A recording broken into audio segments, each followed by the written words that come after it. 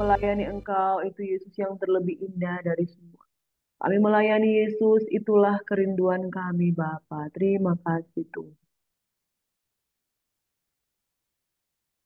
Ajar kami untuk lebih lagi Tuhan. Terima kasih Tuhan. Melayani Engkau lebih dengan sungguh-sungguh lagi Bapa. Kami mau melayani Engkau Yesus dengan segenap jiwa, dengan segenap kuat, dengan segenap hati kami. Bapa di surga, melayani-Mu Tuhan, itulah panggilan kami yang terindah. Panggilan kami yang terdalam. Melayani-Mu Tuhan itu sesuatu yang sungguh merupakan suatu kepercayaan yang luar biasa. Bapa di surga, ajar kami Tuhan untuk belajar. Apa arti melayani Engkau dengan sesungguhnya, dengan sebenar-benarnya. Sehingga Bapak, ketika kami melayani, kami sungguh-sungguh menjadi garam dan terang. Ketika kami melayani Tuhan, ada jiwa-jiwa Tuhan yang dimenangkan. Ada jiwa-jiwa yang dimuridkan. Ada jiwa-jiwa yang dibentuk. Dan kemudian jiwa-jiwa ini boleh menghasilkan apa yang memuliakan kerajaan Allah. Bapa di surga, kami datang di hadapan-Mu merendahkan hati. Kalau kami adalah orang-orang yang terpanggil, orang-orang yang terpilih, bukan kami yang memilih Engkau, tapi Engkau sendiri yang memilih kami. Engkau telah pergi dan menetapkan kami untuk menghasilkan buah, mengutus kami, dan membuat kami menjadi pelayan-pelayan jemaat Allah yang hidup. Bapa di surga, terima kasih atas kepercayaan-Mu. Dan kami berdoa bagi mereka yang telah kehilangan semangat untuk melayani. Kuatkan dan teguhkan hati kami. Dalam nama Yesus, kami siap merenungkan firman-Mu Bapa. Haleluya, haleluya. Shalom, selamat pagi sahabat Beasiswa yang diberkati oleh Tuhan Yesus Kristus. 1 Timotius 4 ayat 12, firman Tuhan berkata seperti ini. Nasihat Paulus kepada Timotius. Jangan seorang pun menganggap engkau rendah karena engkau muda. Jadilah teladan bagi orang-orang percaya dalam perkataanmu, dalam tingkah lakumu, dan kasihmu dalam kesetiaanmu, dan dalam kesucian. Saudara yang diberkati oleh Tuhan Yesus Kristus, yang utama dari hidup seorang pelayan adalah dia memiliki kepercayaan diri oleh karena Tuhan.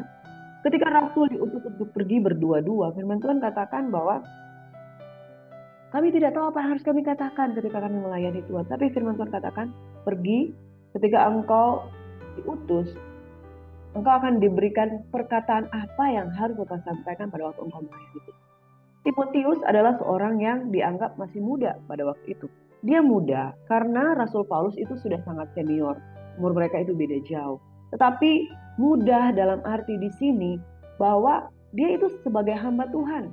Hamba Tuhan tidak dilihat dari usianya berapa. Tapi kalau dia merasa terpanggil, saudara, dia adalah hamba Tuhan yang harus tidak merasa rendah diri. Nabi Samuel dipanggil Tuhan pada waktu dia masih kecil. Dia dengan baju efodnya yang kecil, dia sudah belajar untuk mendengar suara Tuhan. Dan firman Tuhan katakan bahwa Samuel makin besar dan dia makin disukai banyak orang. Dan perkataan Samuel di mana-mana dari Dan sampai Beersheba tidak ada satupun yang gugur. Saudaraku yang diberkati oleh Tuhan Yesus Kristus, jangan seorang pun menganggap engkau rendah hanya karena engkau muda. Tapi kalau engkau adalah hamba Tuhan, tetaplah memiliki kepercayaan diri di dalam Tuhan. Confidence di dalam Tuhan, bukan di luar Tuhan. Confidence karena Tuhan yang menolong kita. Dan perkataan-perkataan yang Tuhan taruh di dalam mulut kita adalah perkataan yang mengandung kuasa, yaitu firman. Jadilah teladan bagi orang percaya. Sekalipun masih muda, ya harus jadi role model. Bagaimana orang bisa respect dengan kita kalau kita tidak menjadi teladan. Jadi orang muda tapi sikapnya juga sembrono, sikapnya tidak tahu sopan, sikapnya tidak tahu memperlakukan jemaat yang lebih muda, lebih tua, jemaat yang oma, opa, dan sebagainya, saudara pasti akan dipandang rendah. Dianggap, jangan seorang pun menganggap engkau rendah karena engkau muda, tapi hidup kita harus sepadan. harus menjadi teladan. Orang muda, tidak ada yang mustahil bisa menjadi teladan bagi orang percaya. Dalam apa teladannya? Perkataan, tingkah laku, kasih, kesetiaan, dan kesucian. Dengan demikian, tidak ada keraguan sedikit pun orang untuk mempercayai engkau sebagai hamba Tuhan, sekalipun engkau muda. Saudara, waktu surat ini dituliskan oleh Rasul Paulus, surat ini dimaksudkan agar Timotius semangat mengabarkan firman Tuhan dan menjadi penulis Paulus. Dia diingatkan supaya tidak turut campur dengan perdebatan-perdebatan yang bodoh dan tidak bernilai, yang tidak menghasilkan apa-apa tapi justru merusak pikiran orang yang mendengarkannya. Nah, saudara, di banyak pelayanan di gereja, kadang-kala terjadi banyak perbedaan, dan kita berdoa, saudara, jemaat yang percaya itu sekarang banyak sekali denominasi yang ada. Kita berdoa supaya terjadi kesatuan hati. Kita diciptakan Tuhan untuk tidak berdebat, tetapi untuk menjadi satu di dalam tubuh Kristus.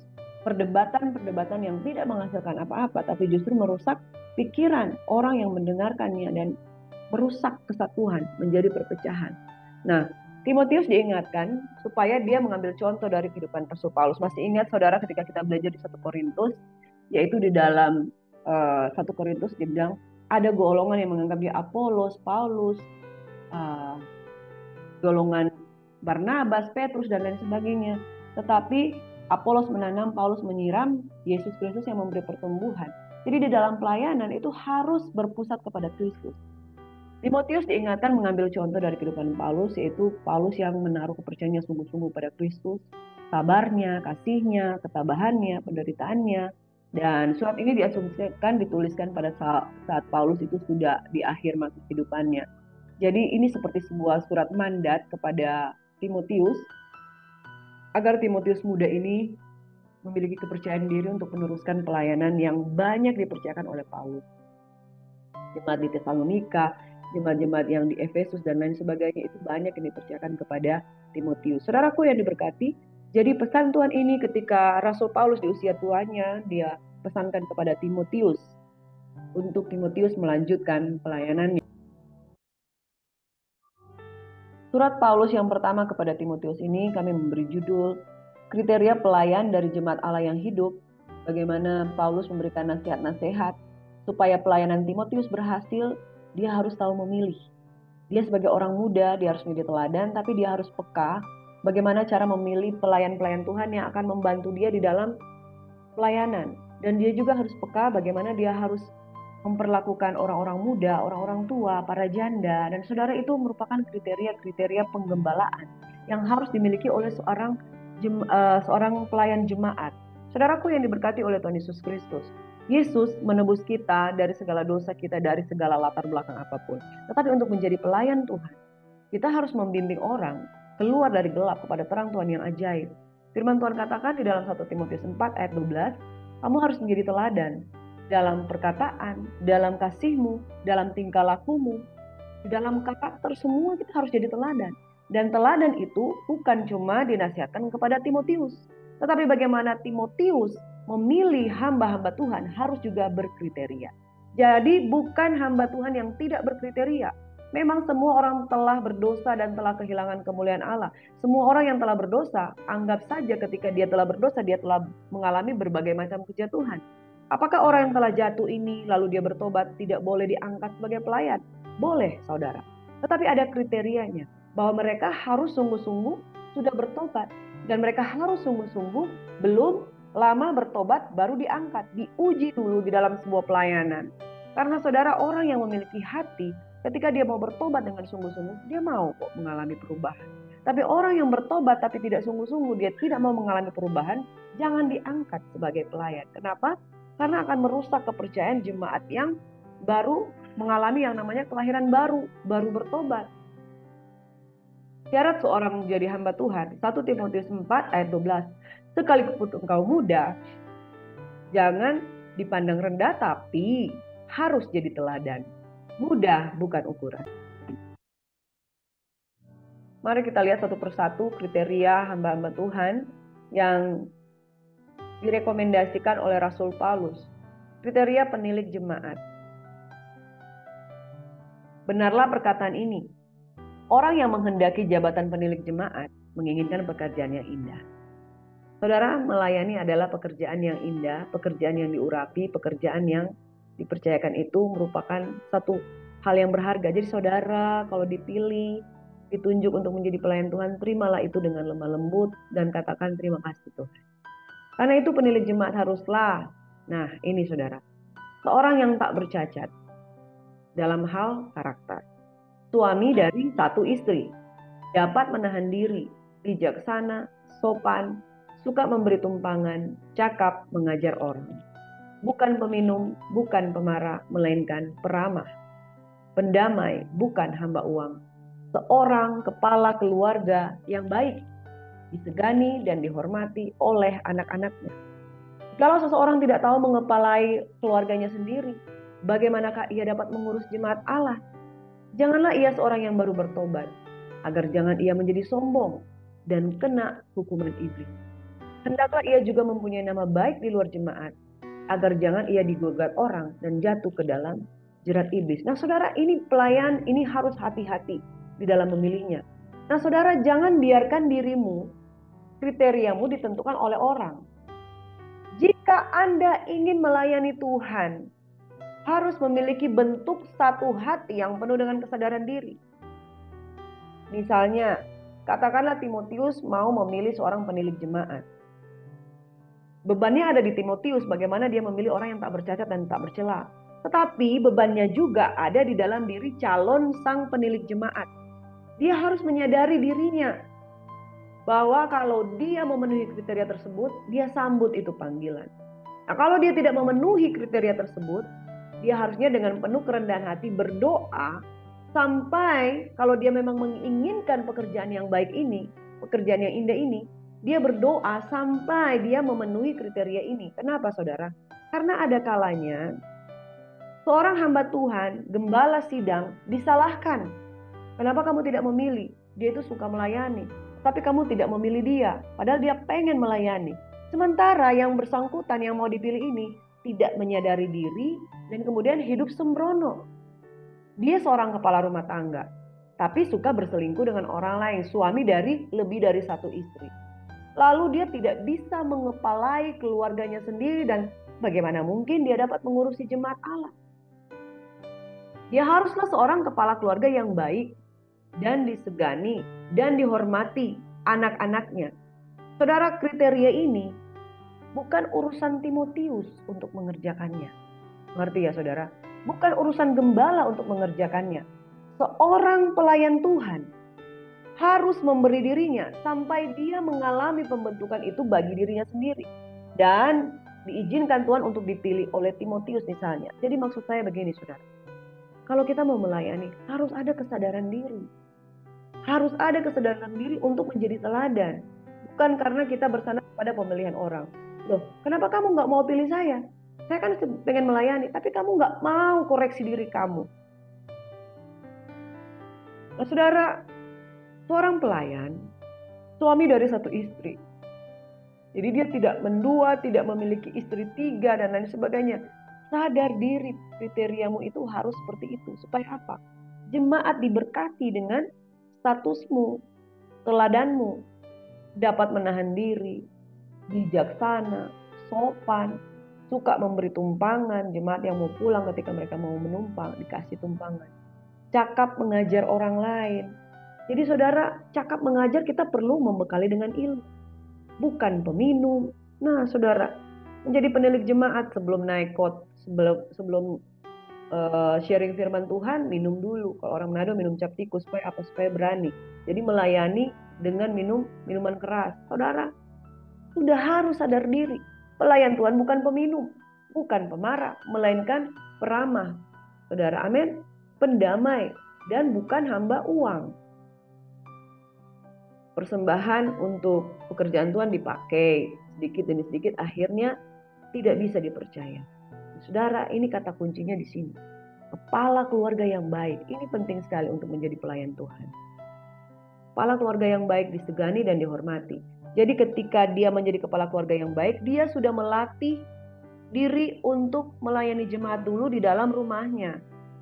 Dia sudah melatih diri untuk melayani jiwa-jiwa di dalam rumah tangganya. Dari bagaimana kriteria seorang bisa dipilih dia menjadi jemaat Tuhan yang baik? Lihat dari caranya memperlakukan keluarganya. Dan ini saudara, jangan baru bertobat. Kalau dia bertobat bisa gampang sombong. Harus diuji dulu. Dan dia juga harus memiliki nama yang baik di luar jemaat. Apabila digugat orang, dia tidak jatuh dalam jerat iblis. Yang kedua, kriteria diaken, saudara. Demikian juga diaken-diaken haruslah orang terhormat. Jangan bercabang lidah, jangan penggemar anggur, jangan serakah. Melainkan orang yang memelihara rasa iman dengan hati nurani yang suci. Jangan suka meleter ke sana kemari, menceritakan hasil-hasil konseling orang kemana-mana, kemudian menjatuhkan anak-anak Tuhan. Mereka juga harus diuji dahulu. Baru ditetapkan dalam pelayanan itu setelah ternyata mereka tak bercacat. Demikian pula istri-istri hendaklah orang terhormat. Jangan pemfitnah. Hendaklah dapat menahan diri dan dapat dipercayai dalam segala hal. Diaken haruslah suami dari satu istri, sama kriterianya dengan penilik jemaat. Suami dari satu istri dan mengurus anak-anaknya dan keluarganya dengan baik. Karena mereka yang melayani dengan baik, beroleh kedudukan yang baik, sehingga dalam iman kepada Kristus Yesus, mereka dapat bersaksi dengan leluasa. Semuanya itu kutuliskan kepadamu, walaupun kuharap segera dapat mengunjungi engkau. Jadi jika aku terlambat, sudahlah engkau tahu bahwa orang harus hidup sebagai keluarga Allah, yakni jemaat dari Allah yang hidup, tiang penopang dan dasar kebenaran. Dan sesungguhnya agunglah rahasia ibadah kita. Dia yang telah menyatakan dirinya dalam rupa manusia dibenarkan dalam roh yang menampakkan dirinya kepada malaikat-malaikat, diberitakan di antara bangsa-bangsa yang tidak mengenal Allah, yang dipercaya dalam dunia, diangkat dalam kemuliaan. Saudara, jadi inilah rahasia keagungan ibadah kita. Tuhan mau, yaitu sebagaimana orang harus hidup sebagai keluarga Allah. Jemaat dari Allah yang hidup adalah tiang penopang dan dasar kebenaran. Dari manakah mereka melihat gereja Tuhan itu dimuliakan? Di manakah mereka orang-orang luar dunia akan melihat bahwa Kristus dimuliakan? Ya melalui gereja Tuhan. Dan firman Tuhan katakan, dan sesungguhnya agunglah rahasia ibadah kita. Jadi saudara, kalau kita ingin melihat satu rahasia ibadah yang agung, dia harus ditopang oleh kriteria pelayan-pelayan Tuhan yang benar-benar hidupnya benar. Kalau bertobat, ya bertobat sungguh-sungguh, saudara. Dia yang telah menyatakan dalam dirinya rupa manusia, dibenarkan dalam roh, menampakkan diri pada malaikat. Ini lewat ibadah yang diberitakan di antara bangsa-bangsa yang tidak mengenal Allah, yaitu Yesus. Yesus yang dipercaya dalam dunia diangkat dalam kemuliaan. Makanya kriteria kita orang-orang benar itu harus bisa membawa kemuliaan di dalam nama Tuhan. Selanjutnya di dalam 1 Timotius 5, ada jemaat-jemaat yang terdiri dari para janda. Ada nasihat. Kenapa janda-janda ini mendapat perhatian dari nasihat Rasul Paulus? Saudara, karena banyak perempuan pada waktu itu, dia bercerai dengan suaminya. Dan perempuan-perempuan yang muda ini, ketika mereka dikuasai oleh kemudaan mereka tidak menjadi berkat di tengah-tengah jemaat. Nah, Timotius, seorang yang masih muda ini, diajar untuk bagaimana menghandle jemaat-jemaat orang muda ini.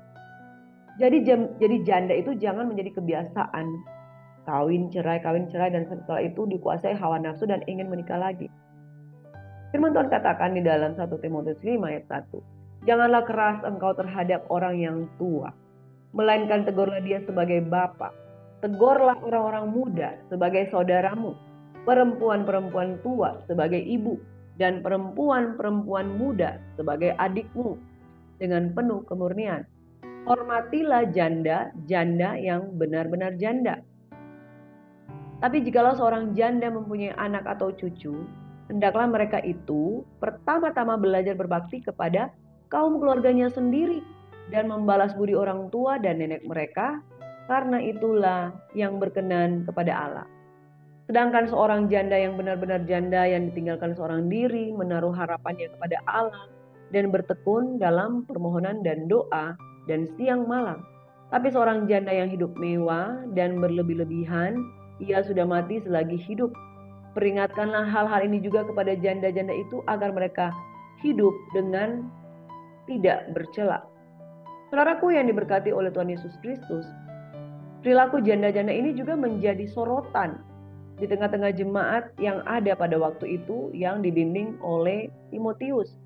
Karena kriteria janda itu adalah seseorang yang harusnya ketika dia ditinggal, dia fokus untuk mendidik anaknya, cucunya, fokus untuk mengerjakan pekerjaan Allah.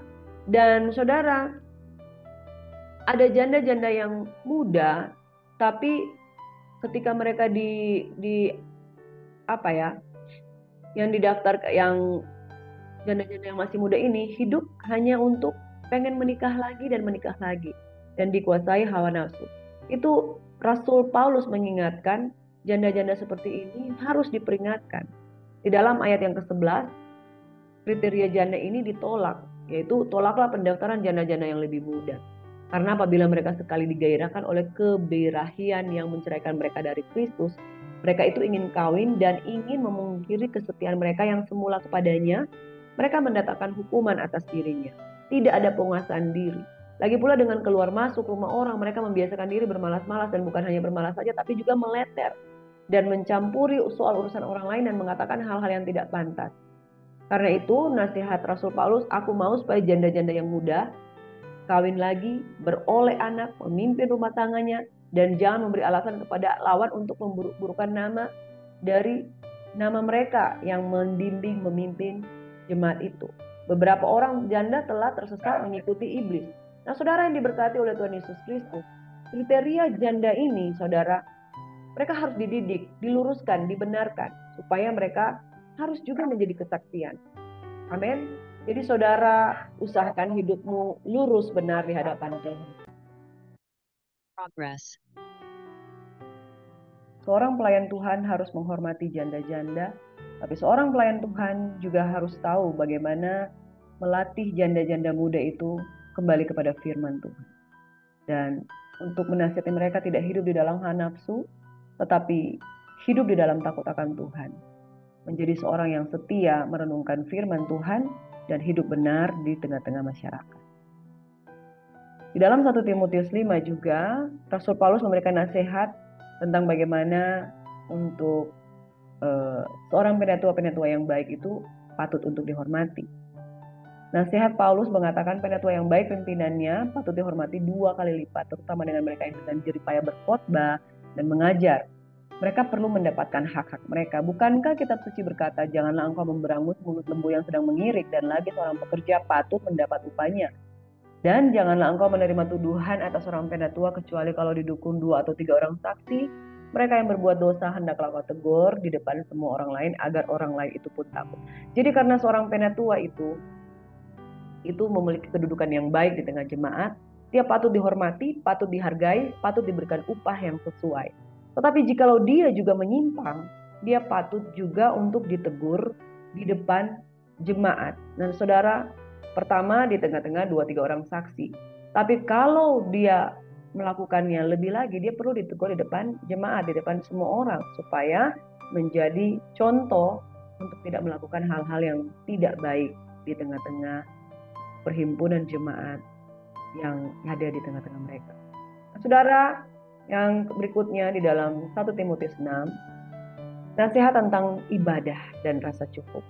Jadi nasihat-nasihat Rasul Paulus ini kepada Timotius ini memang nasihat sebagai seorang calon gembala sidang untuk sidang jemaat Tuhan yang besar, yang kemudian ini menjadi petunjuk bagi kita yang menggembalakan jemaat Tuhan di gereja-gereja. Nasihat tentang ibadah dan bagaimana supaya kita memiliki rasa cukup. Memang ibadah itu kalau disertai rasa cukup memberi keuntungan besar. Sebab kita tidak membawa sesuatu apa dalam dunia ini, dan kita pun tidak membawa apa-apa keluar. Asal ada makanan dan pakaian cukuplah. Tetapi mereka yang ingin kaya terjatuh dalam pencobaan, ke dalam jerat, dan ke dalam berbagai nafsu yang hampa, dan yang mencelakakan, yang menenggelamkan manusia ke dalam keruntuhan dan kebinasaan. Karena akar segala kejahatan ialah cinta uang. Sebab oleh memburu uanglah beberapa orang telah menyimpang dari iman, dan menyiksa dirinya dengan berbagai-bagai duka. Tetapi engkau, hai manusia Allah, jauhilah semuanya itu. Kejarlah keadilan, ibadah, kesetiaan, kasih, kesabaran, dan kelembutan. Saudara, miliki rasa cukup dalam ibadah. Menjadi seorang pelayan Tuhan penting untuk memiliki rasa cukup. Waktu awal-awal saya melayani sebagai full timer, ayat 1 Timotius 6 ayat 8 ini penting sekali untuk menjadi ayat hafalan. Miliki rasa cukup, dan kita nggak punya apa-apa yang dibawa dalam dunia dan kita pulang tidak bawa apa-apa. Asal ada makanan dan pakaian cukuplah.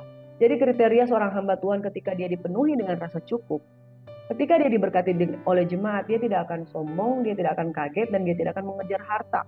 Karena akar segala kejahatan ialah cinta uang. Jangan pikir bahwa pendeta tidak akan mengalami kejatuhan dalam cinta uang. Oh, banyak sekali saudara. Dan ini menjadi warning bagi kita, miliki rasa cukup, maka engkau akan melayani Tuhan dengan sukacita. Akhir kata, latihan badani terbatas gunanya, tetapi ibadah itu berguna dalam segala hal karena mengandung janji, baik untuk hidup ini maupun untuk hidup yang akan datang. Nah, saudara, untuk itu kita sebagai pelayan Tuhan harus memperlengkapi diri supaya ibadah itu menjadi ibadah yang memancarkan kemuliaan Tuhan, di mana jemaat Allah akan menjadi tiang penopang Allah yang hidup. Dan jangan seorang pun menganggap engkau rendah karena engkau mudah. Jadilah teladan bagi orang percaya dalam perkataan, dalam tingkah laku, dalam kasih dan kesetiaan, dan dalam kesucian. Tuhan memberkati kita, semoga kita menjadi pelayan-pelayan Tuhan yang luar biasa dipakai Tuhan. Mari kita berdoa.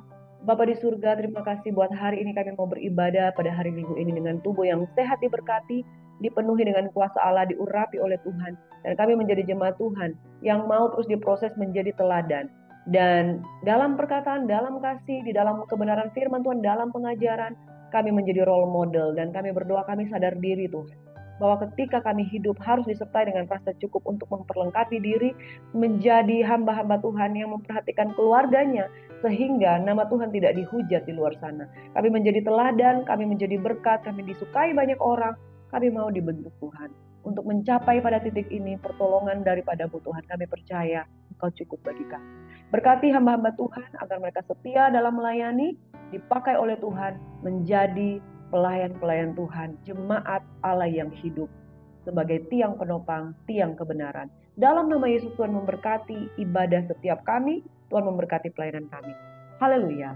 Amin. Shalom, selamat melayani dengan semangat, dan pastikan saudara mau terus diproses menjadi role model, menjadi teladan.